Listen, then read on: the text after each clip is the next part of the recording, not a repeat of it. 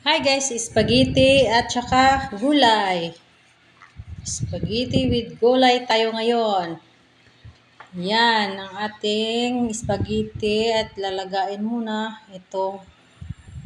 Babanlawan, din naglaga din ako ng gulay sa sahog.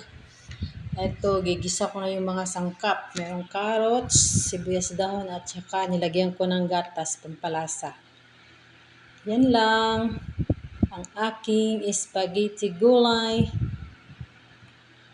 Sarap-sarap siya guys. Ngayon ko lang to na nag-experiment ng luto. Kasi nga gulay is life.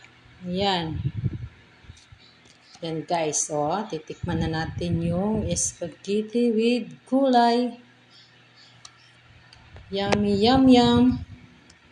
Follow for more. Thanks for watching sa ating spaghetti gulay.